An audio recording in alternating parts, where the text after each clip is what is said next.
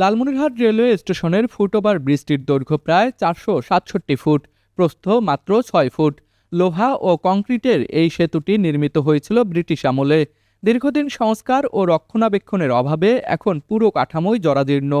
Railway বিভাগের তথ্য অনুযায়ী 2001 সালেই ফুটওভার ব্রিজটিকে ঝুঁকিপূর্ণ ঘোষণা করা হয়। তবুও বিকল্প ব্যবস্থা না থাকায় প্রতিদিন হাজারো মানুষ ঝুঁকি নিয়ে পার হচ্ছেন এই ফুটওভার ব্রিজটি। 2020 সালের মার্চে 77 লাখ টাকা ব্যয়ে 210 ফুট অংশ পুনর্নির্মাণ করা হলেও কাজ মাঝপথেই বন্ধ হয়ে যায়। বাকি 257 ফুট এখনও বিপজ্জনক অবস্থায় এবং চরম ঝুঁকিতে রয়েছে। আমরা চাই এটা ওভারব্রিজ হোক, ওই সাইড থেকে যেন লোকজন এই সাইডে আসতে পারে এবং গাড়ি ঘোড়া যেন চলতে পারে, এই ধরনের ওভারব্রিজ চাচ্ছি। তাইলে ওই সাইডের লোকেরা এই সাইডের লোকদের সংযোগটা বাড়বে, ভালো হবে। ব্রিজটা পেরোনোর সময় আমাকে অনেক বাধার মোকাবেলা করতে হয়, কেননা ব্রিজটা বয়স অনেক হয়ে যাওয়ার কারণে ব্রিজের যে লেভেলগুলা সেই লেভেলগুলোর মধ্যে অনেক প্রবলেম হয়, যার ফলে আমাকে হাঁটতে গেলে অনেক প্রবলেমের মধ্যে ফেস করতে হয়। তো যেহেতু এখানে আমাকে রেগুলার যাইতে হয় এন্ড ব্রিজটা বয়স অনেক হয়ে গেছে, যদি ব্রিজটা আবার মেরামত করা হইতো তাহলে আমাদের জন্য ভালো হইতো, কারণ আমাদের চলাচলের জন্য অনেক ভালো হইতো। রেলওয়ের ব্রিজটা দীর্ঘদিন হয়ে গেছে, দীর্ঘদিন হওয়ার কারণে এটা খুবই ঝুঁকিপূর্ণ হয়ে গেছে।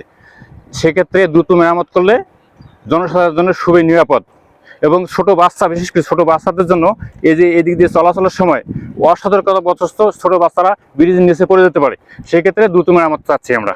প্রতিদিন অন্তত 20টি যাত্রীবাহী ট্রেন লালমনিরহাট স্টেশনে আসা যাওয়া করে। এক প্ল্যাটফর্ম থেকে অন্য প্ল্যাটফর্মে যেতে যাত্রীদের একমাত্র ভরসা এই ফুটওভার ব্রিজটি।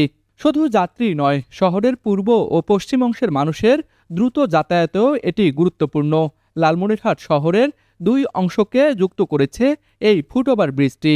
ব্রিজটা অনেক পুরানা, মানে আমার দাদু বলছিল অনেক আগে যে ব্রিজটা অনেক পুরানা।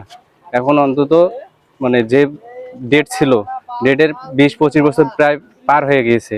এই ব্রিজটা দিয়ে এখন হাঁটতে গেলে অনেক সময় দেখা যায় যে কেউ মানে ব্রিজে উল্টে যাচ্ছে, কেউ পড়ে যাচ্ছে, এইরকম অবস্থা হয়ে যায়। ফুটওভার ব্রিজটা যে আছে এটা অনেক ঝুঁকিপূর্ণ, সাধারণ মানুষ চলাচল করলে অনেক কাঁপাকাঁপি করে, ট্রেন আসলে তো আরো যাওয়া যায় না, অনেক সমস্যা হচ্ছে। রেলওয়ে কর্তৃপক্ষ বলছে ঝুঁকিপূর্ণ ফুটওভার ব্রিজের অংশ নির্মাণে টেন্ডার হলেও কাজ শুরু হয়নি।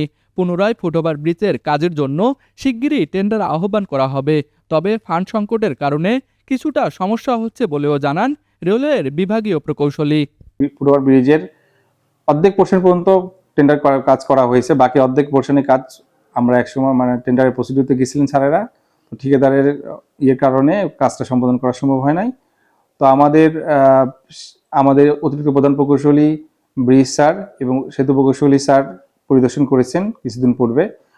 আর স্যাররা দায়িত্ব দিয়ে গেছেন, এখানে এসএসসি একজন ব্রিজ আছেন ওনাকে এস্টিমেট করার জন্য। তো স্যার আমরা এস্টিমেট দ্রুত পাঠিয়ে দিবেন, স্যাররা টেন্ডারে যাবেন। টেন্ডার যাওয়ার পরে আমরা আশা করতেছি দ্রুত ব্রিজটার কাজ সম্পাদন হবে। আর আপনারা জানেন যে করে এই যে ফিনান্সিয়াল সাপোর্ট, বিশেষ করে যে বাজেটটা আছে, এই করে বাজেট স্বল্পতার কারণে মূলত কাজটা করতে দেরি হয়। এই কোডের বাজেট খুব কম পাওয়া যায়, যার কারণে কাজটা বিলম্বিত হয়। দ্রুত সংস্কার বা নতুন ফুটওভার ব্রিজ নির্মাণ করা না হলে যে কোনো সময় বড় দুর্ঘটনা ঘটতে পারে বলে আশঙ্কা করছেন যাত্রী ও স্থানীয়রা। লালমনিরহাট প্রতিনিধি শরীফুল ইসলামের পাঠানো তথ্যচিত্রে ডেস্ক রিপোর্ট, RCTV।